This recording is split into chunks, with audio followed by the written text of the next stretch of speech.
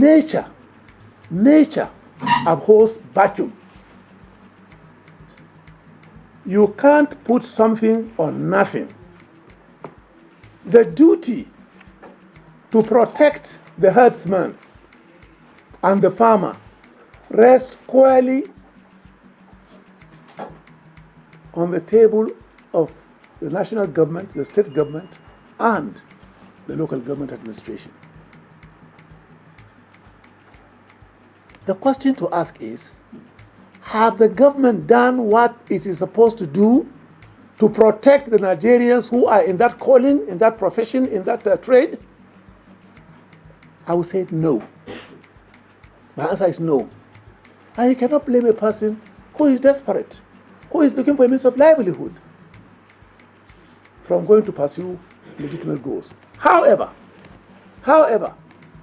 this does not excuse anybody in the course of exercising his right doing harm to somebody else's right.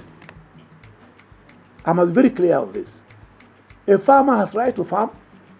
If you dare take your cattle or animals or whatever you're calling and you run into the farm and do him damage, he has a right to claim. And he can claim in the court of law. That is the law as I understand it. So it doesn't matter. If all the northern governors will echo the same pronouncement that the southern governors did, that does not shake my fundamental position on this. Government owes these herdsmen a duty to protect their calling. And I dare repeat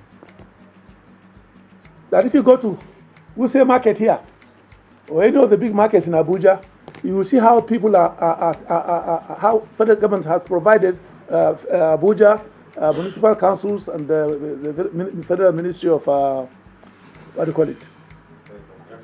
Of the FCT, Federal Capital Territory.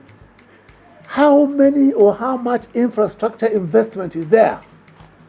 You have corner shops all over the place. You go into the market, the roads are tarred, there's electricity, there's water supply, there are conveniences for toilets. These are for Nigerians.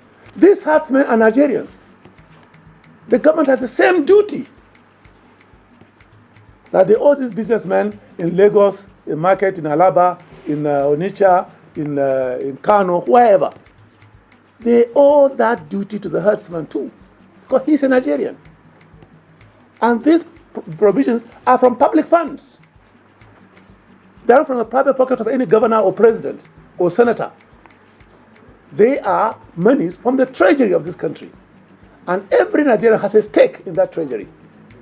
So the government has a duty to find the wherewithal to make it possible or impossible for the herdsman to go astray in the course of his legitimate living. Where, of course, he does go astray and offend some other Nigerian, he has cause to the law of the land. No matter how modern a herdsman's thinking is, he cannot build the kind of roads that will ensure safety of the passage with his animals without doing harm to the farmer. No matter how developed we want to be, we must develop along the lines of due process. The question that one asks is this: you talk about modernization. Yes. For heaven's sake, is it the fault of the herdsman that until today, the 21st century, he is left at the mercy of moving his cattle the only way he has now, through routes in the bush till today?